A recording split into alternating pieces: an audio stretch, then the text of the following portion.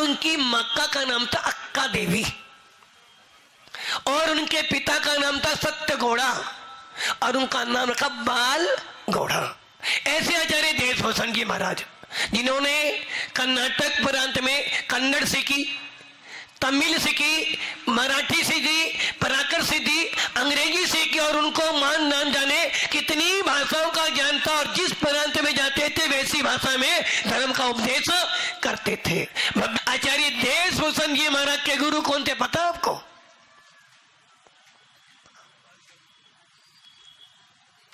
1936 जन्म का हुआ, 1905 आजादी से पूर्व, दीक्षा कब हुई? आजादी से पूर्व। 18 मार्च 1936 में आचार्य देशभूषण जी ने अतः बाल घोड़ा ने आचार्य जय कीर्ति जी महाराज जी से मुनि दीक्षा ली। और जय कीर्ति महाराज कौन थे?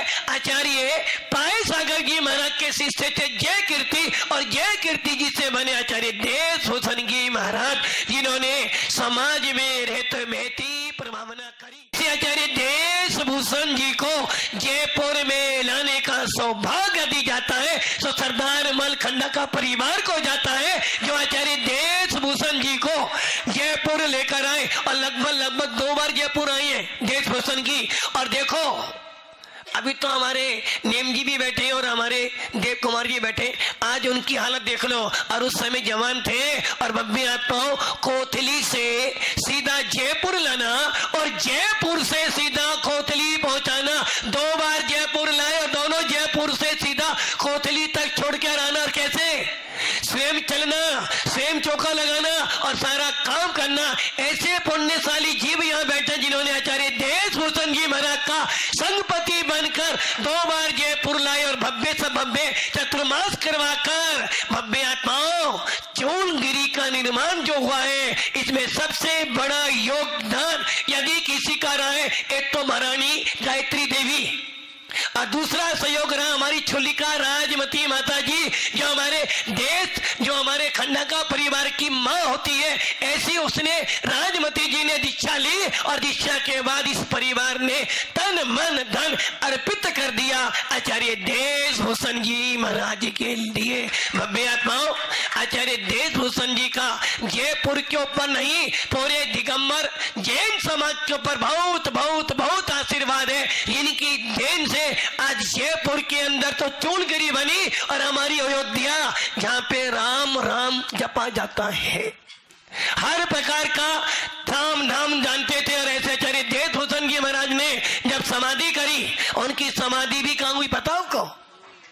जहाँ जन्म लिया वही समाधि हुई, उसी कोथली पर उनकी समाधि हुई। और उस कोथली के अंदर जब उनकी समाधि हुई तो हमारे आचार्य उनकी समाधि हुई थी 28 मई 1987 कोथली। और जब समाधि हुई थी उस समय उनकी समाधि पर हमारे ही गुरुदेव के आशीर्वाद से जिनका जीवन चल रहा है ऐसे आचार्य महावीर कीर्ति महाराज के परम शिष्य आचार्य कुंतल सागर जी महाराज उनकी समाधि पर उनकी सलेखना करने के लिए चतुर्मास के बीच में से ही उन्हें बुलाया गया था। और ऐसे आचार्य कुंतल सागर जी महाराज उस कोथली पर पहुंचे और उनकी बहुत अच्छी समाधि मरण करवाया। और उनकी समाधि के बाद 2 आचार्य बने, एक आचार्य विद्यानंद जी महाराज और एक आचार्य बाहुबली सागर जी जिन्होंने उनकी परंपरा को आगे चलाया। ऐसे महान व्यक्तित्व के धनी आचार्य देशभूषण जी महाराज के चरणों में हम सब नमन करते हैं और बधाई देते हैं सरदार मलखंडका परिवार को कि आचार्य भगवंत को 2 बार कोथली, कहाँ है कोथली? कितना दूर है यहाँ से? जयपुर से कर्नाटक में आती है, महाराष्ट्र में। कितना दूर है यहाँ से?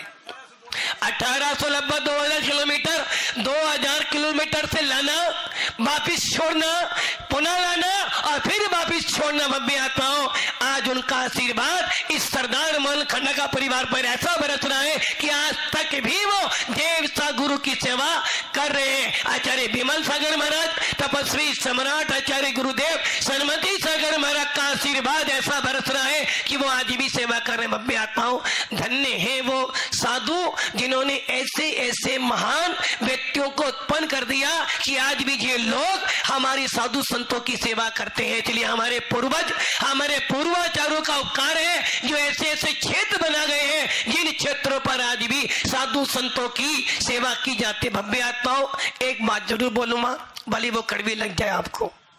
इसलिए भव्य आत्माओं, ऐसे आचार्य रतन, आचार्यों के भी आचार्य जिन्होंने बाहुबली का मान मस्तक अभिषेक भी देखा, ऐसे आचार्य रतन देव प्रसन्न जी महाराज जी को पूरा मुनि संघ, पूरा चतुर्विधि संघ, पूरी दिगंबर जैन नामनाओं की त्यागी बरती और सकल दिगंबर जैन समाज मन वचन काय से उनके चरणों में नमन करती है और प्रार्थना करती कि हे भगवंत, आपने तो जन्म भी लिया, समाधि भी कर ली और 2-4 भव में निर्वाण को प्राप्त भी कर लोगे, किंतु हे भगवंत, हम सब भी ऐसा ही आशीर्वाद प्राप्त करें हमें, ताकि हम लोगों की भी आत्मा की साधना करते हुए, जिन शासन की प्रार्थना करते हुए हम सबका भी समाधि मरण हो, ताकि हमें भी मोक्ष की प्राप्ति हो। ओम नमः सिद्धे।